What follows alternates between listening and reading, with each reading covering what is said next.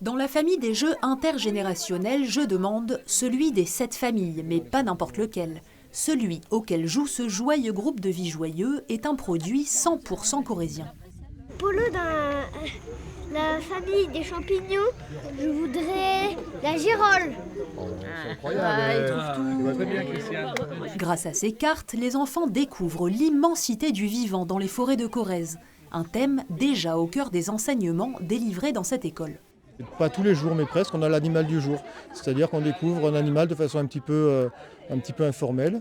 Et puis petit à petit, ça fait quand même pas mal d'animaux qu'ils ont en tête. Ils connaissent très bien lion, girafe, mais les animaux de la forêt, c'est vrai qu'ils ont besoin de les connaître et les végétaux aussi, de les apprendre. Cette famille, animaux, insectes, oiseaux, résineux, feuillus, champignons, arbres majestueux.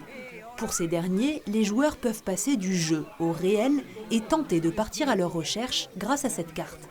Notre idée, avant tout, c'était de retrouver des arbres qui soient identifiables du nord au sud de la Corrèze. Et c'est pour ça qu'on a identifié une famille qui nous tient vraiment à cœur, qui est celle des arbres majestueux.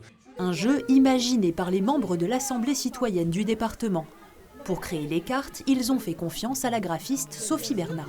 J'ai fait ce métier-là d'illustratrice et de graphiste pour justement défendre la magie de la vie. Quand Marine m'a demandé si ça me branchait de créer un jeu avec un petit personnage magique pour parler des êtres vivants de la forêt et des arbres remarquables en Corrèze, j'ai dit mais c'est pour ça que j'ai fait ce métier.